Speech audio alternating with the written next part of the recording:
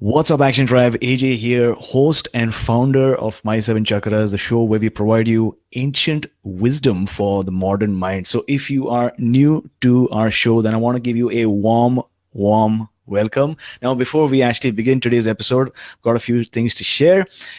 If you are interested in working on your chakras and identifying the dormant hidden blocks that are holding you back from your desired life, then you got to attend the live webinar that I'm hosting this Thursday.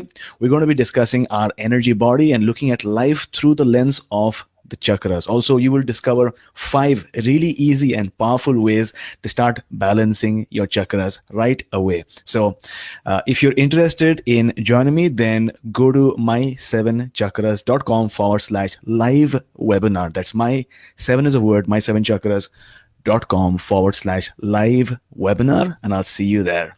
And with that, let's bring on our special guest for today, Bill Phillips. Bill, how are you doing? I'm doing great. Thanks for having me. Great. So, and are you ready to inspire? I am, always. Awesome. So, psychic medium Bill Phillips is the author of Signs from the Other Side and Expect the Unexpected, which was his previous book. His life's mission is to help people deal with the grief of losing loved ones by bringing through validations, evidential information, and beautiful messages from spirit, which heal and bring a sense of peace. Now, in case you're wondering, this is not his first episode. He last appeared on our podcast way back on episode number 237, and today is episode number 275. So if you haven't already, make sure that you go to that episode, go to mysevenchakras.com/237. That's mysevenchakras.com/237. And if you are a regular listener and if you already caught up, then let's begin. Once again, thank you so much for joining me, Bill. Of course. Thanks for having me. Great. So, like we always do, let us begin with a dose of inspiration. What is your favorite inspirational quote these days, and how do you apply it in your life? Oh, wow. Okay. My favorite inspirational quote. That is a very good question. There's so many of them. A lot of times when I like to inspire my audience or people, whether it be on social media, I'm always sort of given the impression from spirit that we only have the present moment. That's really, what we need to focus on the most is the here and now. So there's so many different quotes that have been designed over the years, but basically, don't worry about the past. It'll only cause depression. Don't look too ahead into the future. It'll only cause anxiety. And that peace is in the here and now. Got it. That is a profound thought to share and some wisdom for people who are watching this stream right now. No matter where you are in life right now, whether you're thinking about the future or worried about the past, give us your full focus and attention for today's stream, because there's a lot of information and wisdom that is going to be shared, and you will definitely take away a lot from this episode. Now, to begin, Bill, what inspired you to write your current book, your latest book, Signs from the Other Side? I really wanted to help empower people to be able to make these connections with their loved ones or with their guides, their angels on their own. So much of the time people are looking for the answers maybe outside of themselves or going to somebody else. But I really wanted people to be able to resonate with the pages and go, oh my gosh, I've had the same thing happen in my life. And then that give them this sort of peace and validation that they're not crazy, and what they're experiencing is true and real. And I feel like so much of the time that people are afraid to share their encounters. They're afraid of being judged, or they're afraid of what people may think. And so this really was a way to break the ice and show people that we've all experienced this for the most part in some way, whether or not we're giving credit to it or not. We've all had the lights flicker and wonder what, how that happened, or we've all had the song come on the radio at the perfect time to inspire us. We've all have been thinking about a loved one on their significant anniversary or birthday and noticed, something in nature, maybe a bird fly by or something very specific that would correlate with that spirit. So I really wanted to show people that this is not some, challenging thing where you have to focus so much or you have to twist around 3 times and do some kind of mantra. It's very simple. And if you just give permission and give yourself permission, those signs really do start to show up. Got it. So I think that's a very valid point. Sometimes, especially when a person is maybe going through some struggles or difficulties, you see that object or that sign or that symbol again and again, and you begin to wonder, is it just coincidence or is this something else, at play here, right? Because I'm sure everyone's wondering the same thing. Absolutely. As my phone flashes 11:11 right now, I just turned on. So that's so funny. That's another way to do it too, is through time and numbers. And to anyone that's listening to this right now that may be a little bit unsure or is wanting that reassurance or maybe thinking, oh, it's coincidence, I like to give the sort of setup of power in threes. So if you experience something one time and you're like, okay, that might just be a coincidence, I encourage you to give yourself the third time before you make that conclusion, because typically how this works with spirit and with the universe as well, whenever we're getting these signs, is that they usually come in clusters of 3. Okay. So, if you notice, your mom's birthday show up on your phone once or twice, give it that third little time to resonate with you, because they will, when they know that you're perceptive and you're picking up on it, they will continue to deliver the signs to you. Oh yeah, that's what I've noticed as well. They're a little bit mischievous in such a way, right? It's like they're wanting your attention, they want to get your attention, but when they have your attention, they will sort of send more amazing stuff your way, which is fascinating. Now, I'm curious, how did it all begin for you? How did you first discover that you had psychic abilities? It's a very long story, so I'll make it a little bit quicker for you guys. When I was younger, when I was a child, I remember seeing things at night. I remember before I went to bed, with the lights off, being afraid. I would see faces floating around me and the mouths moving. And I would also see at times red eyes, and I didn't know what to make of it. So I remember my mom telling me, it's your imagination, you've watched too many scary movies. She just basically was able to quell that fear for me. And what happened was it went away. So what I've come to realize over the years is that our programming is sort of what determines how open we are as we progress in our lives. And it usually happens as a child between 4, 5, and 6, which is exactly what happened to me.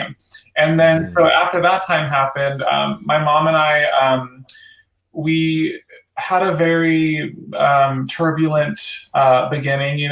My parents both had issues with addiction, and when I was 6, my mom kidnapped me, took me across the country for 3 years to New York, and I was there, and I had no choice but to really go within during those moments. I had to turn within, and I knew that there was this energy field around me that was protecting me. I didn't know what to call it at the time for being so young as a child. But I knew that there was something there. And so flash forward, 9 years from when I actually went to New York, I came back to California, and I was kept apart from my mom for 6 years. And I was able to see her on her deathbed after 6 years of not seeing her. So there's all this trauma that happened with it. And then 2 nights later, she came to me, and I woke up out of a deep sleep to her in the room. And that's when the doors started to open up for me, and that's when I had more and more experiences line up and validate that experience for me. And then I was so hungry for information about this that I read, and I was so curious that everything led me to basically having more experiences, whether through going to classes or just kind of being in the moment with it. So I remember when I was 18, I unexpectedly, I attended this 2-hour workshop on developing your psychic skills and your mediumship skills. And I was only 18. I thought, what am I doing here? This is crazy. I should just leave while I can. But I stayed, and I'm very glad that I did. I was paired up with 2 people that were strangers to me, and I just trusted what came through to me. And what came from that was really life-changing, not only for the person that I was giving the information to, but also for myself, because it validated that there was something going on, and I was finally having this evidence line up for that. So after that point, I continued developing it, and at the time I was also pursuing opera. I was pursuing a career in opera performance, so I was going to school, and it basically had a way of following me. So I found myself, even though I was in school, that people were still connecting with me, and I really do credit Spirit for that, because they never gave up on me, and they kept wanting me to share myself with others. So when I graduated from music school, the signs were crystal clear, and I trusted Spirit even more. And I said, okay, if I'm supposed to do this, you're going to send these people to me. I'm going to help them, and let's see what happens. And from that point on, it just kind of gathered and gathered and gathered. And I'm so grateful today to say that I've, just have been given the opportunity to help people from all over the world. So I'm very grateful for that. Got it. So you mentioned that you're glad that Spirit did not give up on you, right? That it kept faith, that it kept sending you these signs and symbols. So my question is, who are our spirit guides, and how do they help us exactly? Spirit guides can have many different classifications. They could be, in some sense, a grandparent that died before you were born. In my situation, it was my mom that passed away when I was only 14, and she helped me understand what was going on a deeper level. And for other people, guides are these beings, these energies, people that have been here before previously, that have a karmic connection. So they want to help the living in some way. So an example of this could be somebody that was maybe an alcoholic in life and didn't get the help that they needed. Right. Being an inspiration for someone living in the physical, and being that beacon of light for them, that nudging presence to help them get the clarity that they need in that situation. So from what I've learned over the years is that we're always sort of going through guides through different life situations. They're being sent to us depending upon the current either crisis we're going through, or because life's all about ups and downs, or they're just with us to help us have more of a connection to our true purpose being here, that we're not just here to pay bills and go. Like we're here to really enjoy the fabric of life, and the connection on a soul level. So guides are there for many different reasons. And we also have angels as well that have never been here before in the physical, but they're always there protecting us. We have the ascended masters as well. You think of like Jesus Christ or Buddha or Gandhi, these highly elevated masters that came here for a specific purpose, that we all really do call upon in times of clarity, or in times that we need that clarity. So, when you think about when you go to school and you have teachers that are assigned to you and you have classmates that are assigned to you, the same thing applies with the other side. We have these people that are assigned to us depending on where we're at in our life, on our journey. Got it. So a lot of information there. Action Tribe, if you're watching or listening right now, make sure that you've got different types of guides. You've got maybe your ancestors or your grandparents. You've got other guides who have a karmic connection to what you're pursuing right now, or the project that you want to embark on. You also have angels. You've got ascended masters as well, and all these different type of guides that might be on your journey, here to support you and guide you and nudge you towards the next step that you have to take on your mission and your purpose. Now, in your book, Bill, you mentioned that the spirits are trying to connect with us in many different ways. So what are some of the different ways that they try to get in touch with us? It's unlimited. It really depends upon how what their purpose was when they were here, or how they feel that they will best be able to connect with you in the physical form. So a huge sign that comes through a lot of different people is numbers.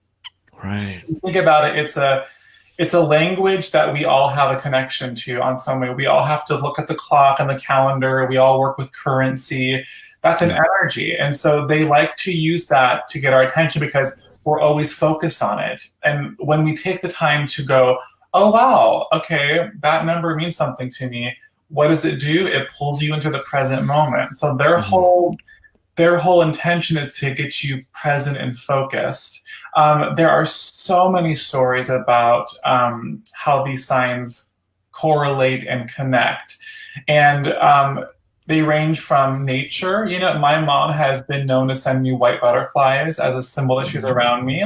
Right. I see them all the time in many different facets and ways. Also, a huge one as well is electricity, because the spirit energy is able to manipulate that current, especially I want to say within the first 2 years of someone's passing.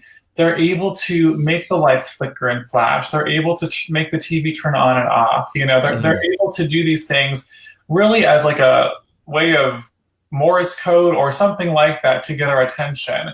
So that's a huge way. Another way is change, pennies, you know, which we've seen through pop culture. We've seen it like in the movie Ghost, when Patrick Swayze's character is able to manipulate the penny. You know, rainbows, music, anything that connects to us. It's so interesting because a few weeks ago I met with a woman who told me a story about her father, and he had this connection with paper clips. And I'm forgetting what the connection was specifically, but she says whenever she sees the paper clips appear out of the blue, she knows that it's him guiding her. And it had just happened recently for her. And so I love that example because it shows that that was a unique correlation to her father's spirit and to his legacy when he was here as well.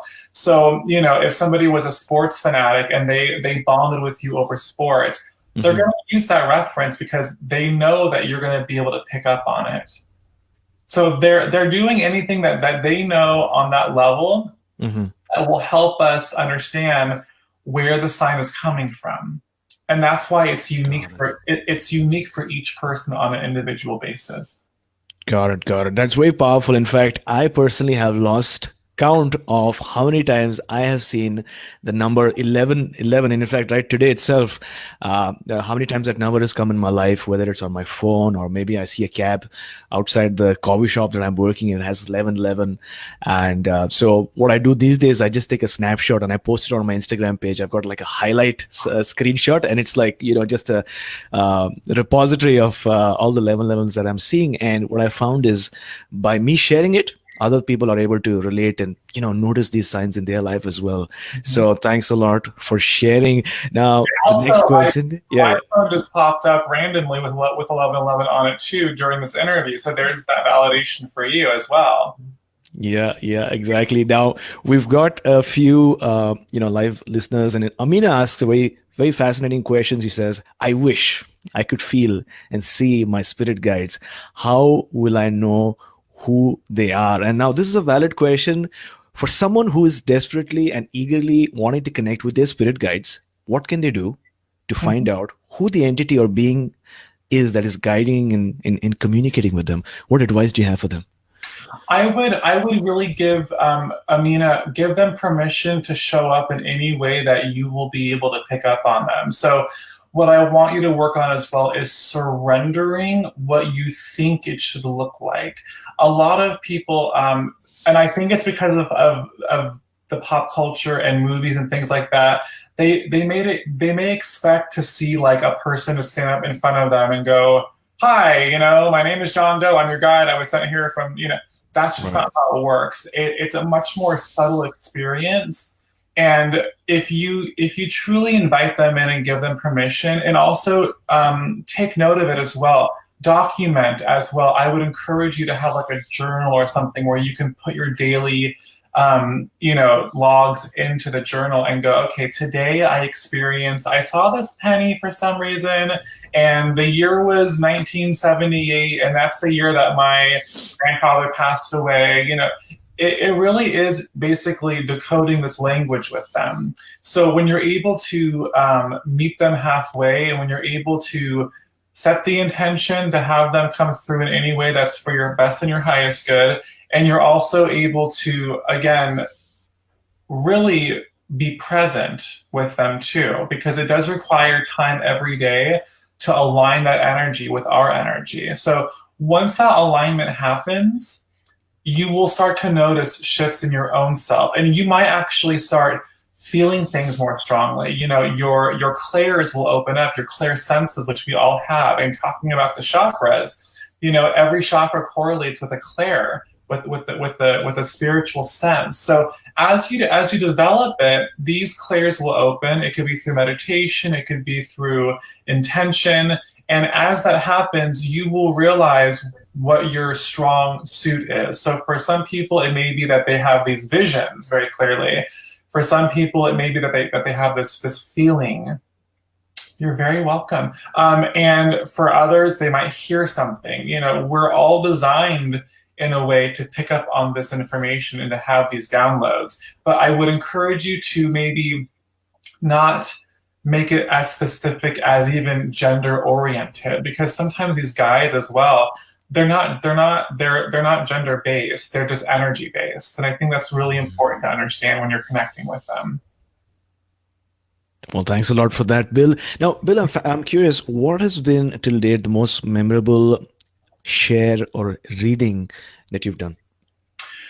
Yeah, there's so many, and a lot of the really cool ones that stick with me are from when I was first developing, because I needed to have that reassurance and that validation from spirit that what was coming through was valid and was being validated. And so I remember one story was it was one of my very first readings that I had given, and a woman came to me, and her mother came through very strongly, and she gave the message that she was sending her long lost love back to her, and that was going to be her confirmation that she was, channeling through me in that moment. The woman was kind of like, sort of just didn't know how to take that. She explained that her long lost love, who she thought about all the time, it had been like 8 years. He had left the country, had not heard from him, and so I just knew I had to trust this information. And I got a call from her the next day, actually, and she was bawling her eyes out.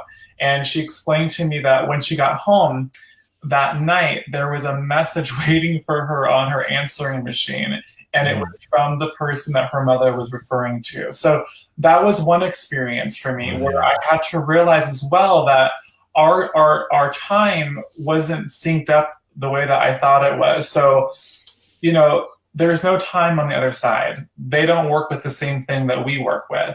So what I found was that there were things that were coming through that were being validated afterwards, where maybe other people were being messengers for other people through what was being channeled through.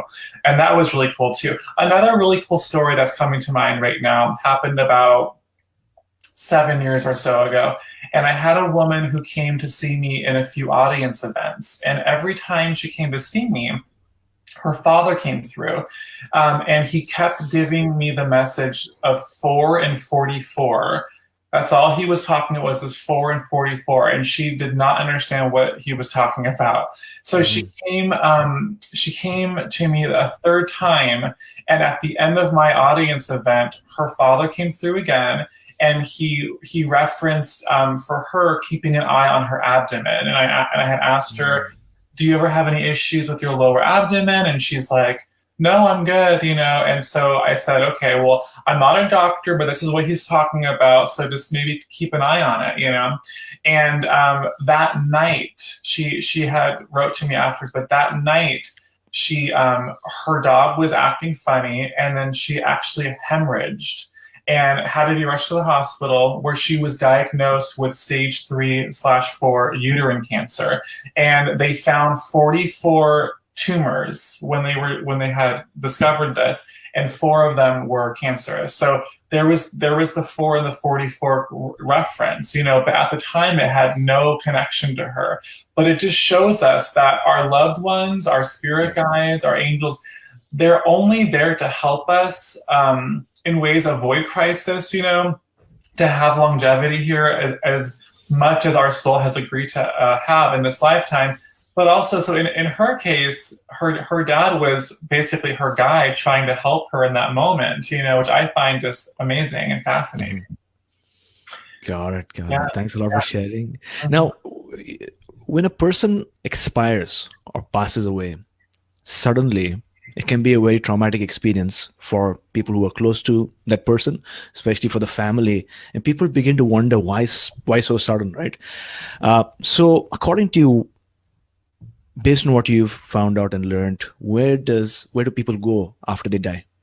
Well, they go to heaven, but what happens, especially with people that go quickly, whether it be a car accident or, God forbid someone's even murdered, or they have like a heart attack or a stroke and they just go, that what they bring through usually when I'm channeling them is that they had actually planned that before they came into human form. So for the living, it's traumatic and it's heartbreaking, and that's the one thing that connects us is our grief. But how they spin it for me over there is that this was planned. It was sort of in a way predestined for them to have that experience.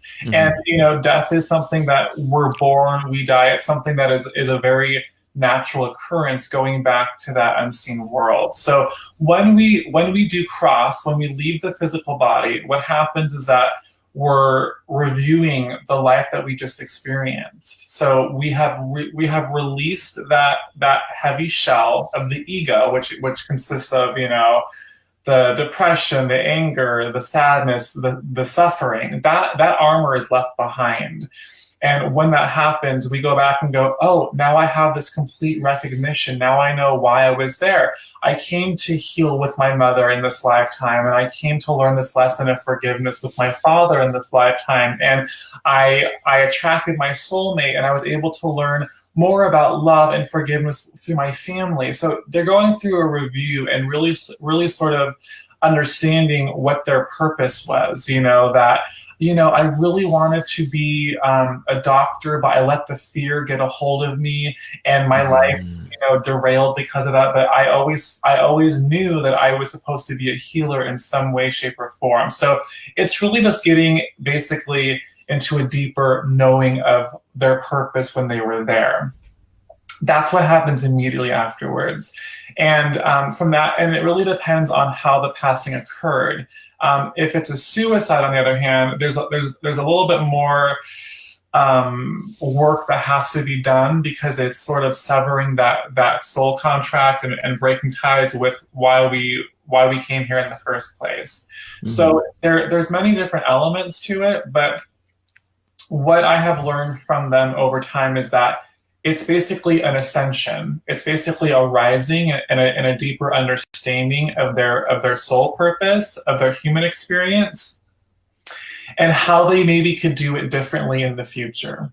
Because to be in a physical body is a privilege, and it is a gift. Even though we don't always think that when we're here, the spirits are like, oh my God, it was so amazing. I love to be in that energy and breathing in the air and being a physical manifestation. So that in a nutshell is what happens. Got it. Now, moving to a slightly different topic, but a very important one. I've heard numerous psychic mediums being contacted psychically by entities or beings from other planets and other star systems. So has that ever happened to you?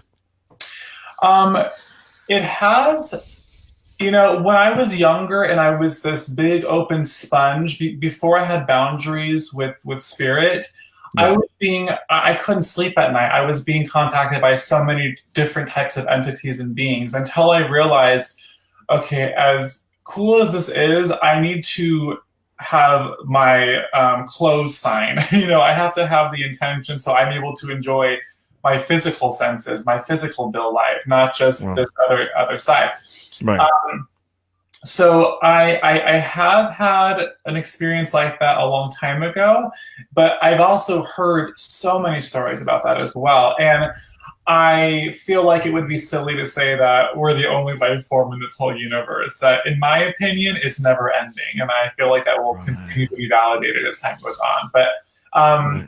so I do believe that, and maybe in some sense as well, that there's that because there's no time with how we're really experiencing it.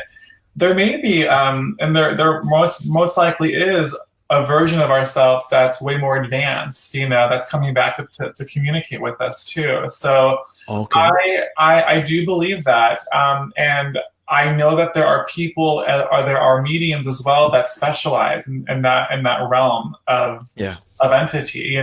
My specialty, what I made my intention for, was to really communicate with those souls who were really in a good place, that had understood what they came here for. They're in the light. Hmm. When I was younger, I remember, before I knew about that, I was having earthbound souls, ghosts, come to me, and it was very. Right. It was a trip. It was dramatic, and it Yeah. wasn't what I wanted to experience. So I had to have that agreement moving forward, that it was only going to serve people's highest good and heal them, and it wasn't going to be this like haunted movie thing being replayed out Yeah. in my life. So yeah.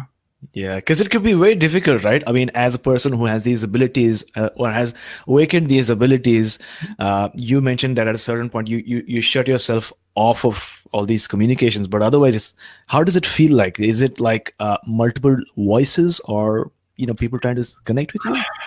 It really, what I notice the most when I am getting ready to open shop, so to speak, is this heightened sense of awareness that happens within myself, and Okay. then I am having thoughts and feelings and rush through me, and that's how they communicate, because that's how they know that we're going to pick up on them. Is through our internal structure. So when I was talking Right. about those clairs earlier, the clairvoyance, the clairaudience, the clairsentience, clear knowing, those are the senses that they know that we'll pick up on when we set our intention to connect with them. The same way that, we learn a language knowing that we're going to be communicating with people with that same language. It's the Right. same thing. We're basically building a language with them. And Sure. how that works with a medium specifically is through their frame of reference. So we come into this world, and we've learned through our own families, through our friends, we've learned certain taglines, or we've learned certain phrases, or we've learned about the world in our own unique way. And so Spirit likes to use what's already in our database to Hmm. communicate with. Yeah. Got it. Got it. Got it. Now, I want to ask this question because it's so important, and I'm sure many who are watching right now want to know as well. We've spoken about 1111, but what is the spiritual significance of seeing that number? What are they trying to communicate with us? What do they want us to know when we see that particular number? There's a few different ways where that can go. I want to be very clear about that, because if let's say that there is a soul who crossed over that has a specific resonance with that date. Okay.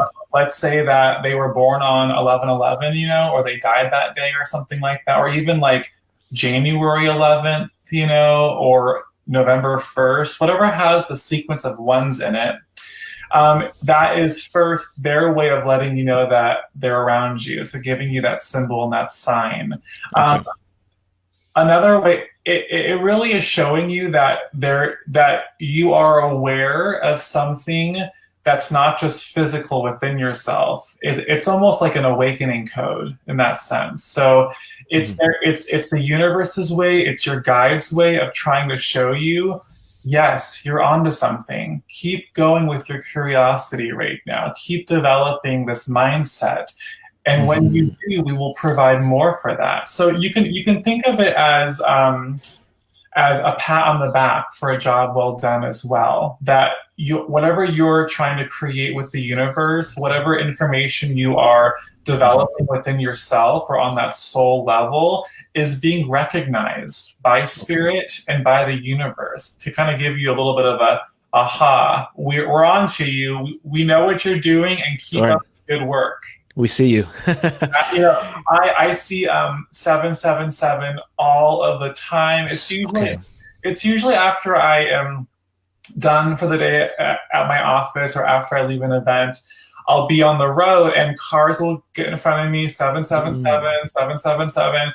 And that is the angel spirit's way of just telling me, good job, keep going with this, basically. So there's so many different ways that they use numbers in that sense. And there's also so many different ways that we can interpret the numbers. So that's why I wanted to say it's not one size fits all. It's whatever that resonance brings to you. The same way that the woman had paper clips have a specific meaning to her father. Every person that's on this planet will have a different understanding of what 1111 means to them. Got it. So there you go, Action Tribe. So it's not just the number, but when you're seeing the number, notice what you're doing right now, where you are, what's happening in your life, and what you just did or what you're working on, because it's all about the context and the nuance. So thanks a lot for sharing that. Now, is there a spiritual significance of suffering or going through numerous hardships? Because a lot of people are going through these obstacles and roadblocks, and sometimes you begin to wonder, is there a spiritual significance behind all of this? Yes, I believe there is. I believe that it's a reference to understand that there's two different ways that we can experience this dream when we're here in the physical world. So the suffering on some level is not being in alignment with the present moment. It has to be with, and I see it a lot within my work of people grieving still about the past, and I completely sympathize and I understand where they're coming from. That is a human condition. It's something that we're sort of blessed with, in a sense, to understand what suffering feels like and what bliss feels like, and what the difference is in between. And because of how society has evolved over time, the reason why suffering happens, I feel like, too, is that there's this conditioning that we think we have to, live a certain way, and we have to dress a certain way, we have to look a certain way. And that's not why we were designed. We weren't designed to have Gucci bags and, do all this stuff. We were designed to connect with people, and we were designed to bridge love between us while we're here. And so I feel like part of that suffering is when we're trying to live something that's not our true purpose. That's where that suffering comes in as well.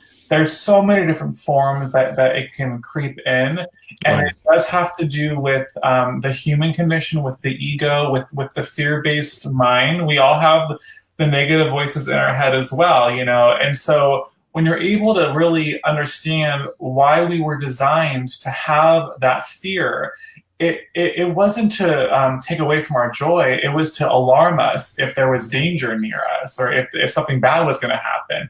It was an internal sense. But what happened was it kind of grew over time and manifested into our lives in a way that for some of us is crippling, where that suffering or that fear or that panic takes over completely.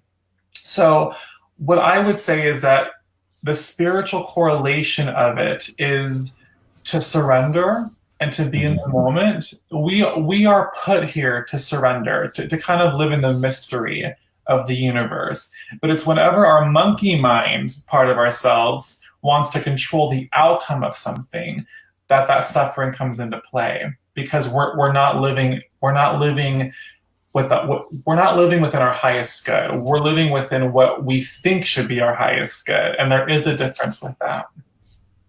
Got it. It's a difference between what is our highest good and what we think is our highest good, and what we try so hard to be. Sometimes I think there's a quote that says, the moment you let go of what you think you want, what you really want, and what is planned for you or what is destined for you, something even better falls into your lap, something along those lines, right? Yeah, it's so true. It's when we get out of the way and just Mm, let everything be organic and let that flow happen that we don't feel the need to control anymore. And the mm. miracles start to appear because we're not trying to pre-plan those miracles. We're just surrendering that they're going to come up and they're going to show up for us, you know. And a lot of time too, Mhm.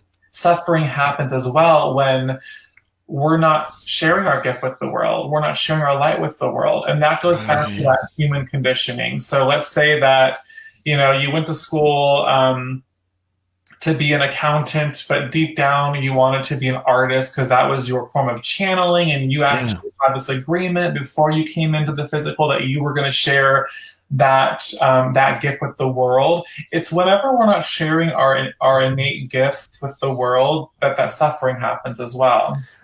Right, because I can definitely imagine it, right? You Yeah, want to do something deep down, you know you're meant for it, you have it deep within you, you probably have the skills, the passion, and everything's aligned, but you don't do it. You don't take action and you stay where you are. That can cause a lot of suffering because you're not, it's sort of like you're not at your throat, crown chakra level, you're not aligned with the universe or the Tao. So absolutely. that's Yeah. And I know right. for me, especially, you know, I was planning on having my life be in this artistic expression of music, you know, Yeah. that's where I thought it was going to be going. I never like sought out to be a medium. It's something that really just called to me and everything lined up for it. And there was a time when I was younger where I was resisting it and when I was running from it. And whenever that happened, I was living in my form of suffering because I was hiding from my truth, you Yeah. know. And when that happened, my body manifested like illness. I was always getting sick all the time, and I had Right. sore throats all the time. And I'm like, why am I having these sore throats? Yeah. Because I wasn't speaking I wasn't being my truth, you Right. know. So that's a powerful message in itself that to Got pay it. Got it. attention to what happens around you. You know, are you getting sick? Where are you getting sick at? What is the correlation spiritually with that part of your body? Really dive into it and develop that internal spiritual understanding that we do create the cells in our body, and they respond to what emotions and what thoughts we're broadcasting to the universe. Hmm. Absolutely. So, as next steps, what is that one action step that you'd like to recommend for our listeners? So, especially when it comes to working with spirit, working with the other side, what I would say the first step would be spiritually protecting yourself. Okay. And whenever I do a reading or whenever I do an event or anything like this, I am pulling in that white light, this Christ light, this light of God. I'm surrounding myself in it. I'm cleansing myself in it. I'm seeing it wrap around me, and I can feel the warmth of it. Yes, yeah, especially with the crown. You know, yours is beaming over your head. So whatever you're doing, you keep doing it. So you know I I let myself go to that light, and what happens is that the surrender happens when I give myself to the light. So what's happening is that it not only is it good for the body, the mind, the soul, it's also barricading us so that if anything is not of the light, it's going to be repelled from us. It's going to be kept away from that light. You know what I Hmm. mean? That's the first step in any kind of work with energy, whether you're doing Reiki or you know you're channeling, whatever it is. You want to have a foundation of protection before you do anything like that. So that would be my first step within developing anything like this. Got it. Thanks a lot for sharing. Action Tribe, if you are watching this live or if you're watching our podcast episode, to read the entire show notes for today's episode, including the inspirational quote, the other nuggets that were mentioned, book recommendation, all of that good stuff, go to my7chakras.com/275. That's my7chakras.com/275. 275. We're not quite done yet for today's episode, but I hope you've enjoyed this session so far. Now, before we move on, I've got a few things to share with you. I may not have met you personally, or individually, but for some reason I can feel you. And for many of you, I know that things haven't been that easy. You've come across numerous obstacles and roadblocks and challenges over the last few months. And just when it seemed like things were getting better, another challenge comes along the way, right? And even then, you have stood strong and you didn't give up, which shows that you are a true warrior and a part of Action Tribe. It's not your fault that you're going through all these challenges, because it's part of, like we're learning today, our soul's contract. There are experiences that are going to come your way and that are going to help you to evolve spiritually and take you to the next level. And don't feel like you're on this journey all by yourself, because you're not. Firstly, you have me. I come to you each and every week, and you have a spirit team, which includes your spirit guides, your ancestors, ascended masters and angels, and all these people are beings are here to support you and provide you the nudges and signs and symbols that will take you along your journey. They are here to provide you the spiritual support and guidance that will enable you to persist and push through. But you must hang in there and not let go of your dreams and your visions, because it is possible. You never know how close you are to success, and you might just be one step away from your grand vision. So stay strong, because as the author and professor Joseph Campbell once said, the black moment is the moment when the real message of transformation is going to come. At the darkest moment comes the light. And with that, we have come at the last round. We've arrived at the last round, called the wisdom round. So are you ready, Bill? Yes. Great. So what is the best advice that you have ever received? I'm not even sure that I could put that into one statement, to be honest with you. I think it's an accumulation of many different bits and pieces that I've received over the years. But I feel guided to say that a nugget of advice that has always stayed true with me is to let go of my worries for tomorrow, to let go of what's going to unfold, just really to surrender, and not to take anything personally moving forward, just to kind of be in the moment. So I've received it so many times, not only from the living, but from the dead as well. So there's so many different ways that I've received it, but they're always just saying, well, don't worry about anything. Don't worry. Because of my upbringing and because of my earlier conditioning, I do have, there is anxiety that comes along with having this gift, and with being in the body, is feeling everything on a heightened level. So I'm always constantly reminding myself of the larger picture, and that always goes back to, don't worry so much, just enjoy your time here. It goes by so fast. Enjoy every moment of it. Got it. Now, the next question that I ask, I think I'll have to change it a bit, because it does not apply to you. Now, here's the question. The question is, if you could turn back time and spend 1 hour with anyone who is dead or living, who would it be? But in your case, I don't think you have to turn back time, right? I mean, you can do it right away. So if you could spend 1 hour with someone who is living or dead and connect with them, who would that be?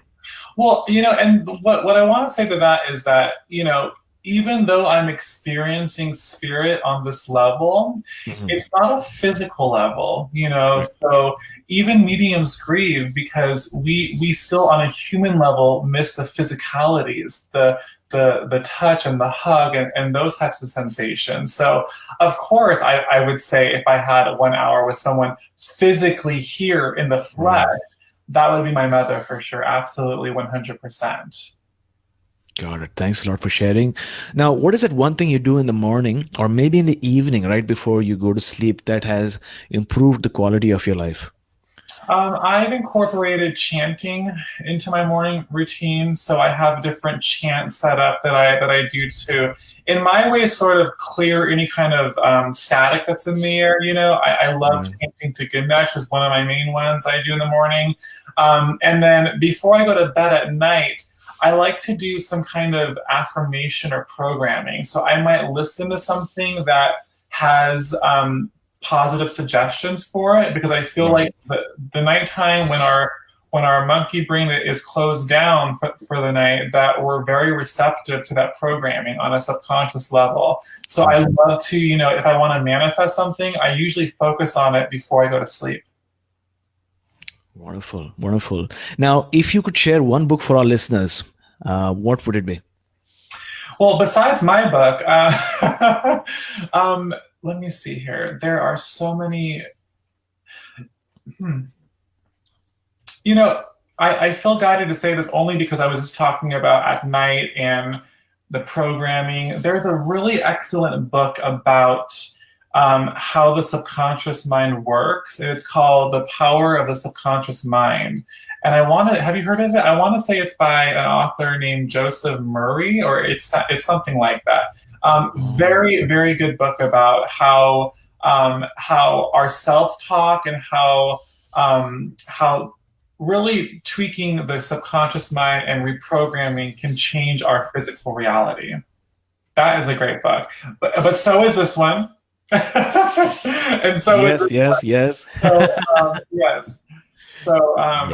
And let yourself be guided. I love to go to a bookstore and just let myself be guided to what I need to know in that moment. And when you use the universe, to your advantage that way, you're always getting those perfect little signs when you need them. Got it. Thanks a lot for sharing. I'm always fascinated by sleep, how we can sleep better, but not only that, how we can consciously awaken while we're in sleep. Mm-hmm. And although I haven't really, gone too much into lucid dreaming, I'm sort of getting there. I think it's really powerful to just be aware of the landscapes that we get to see once we become lucid in our dreams. But thanks a lot for sharing that wonderful book. Action Tribe, as many of you know, audible.com is offering Action Tribe one free audiobook download with a free 30-day trial. And I know many of you love these books that are shared, and you buy these books, right? But my question is, why buy the book when you can get an audio version of the book for free?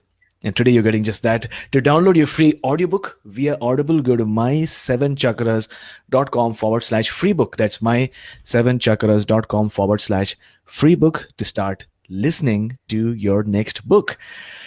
So, Bill, thank you so much for joining us today. Before you go, tell us one thing that you're grateful for and how we can find you online.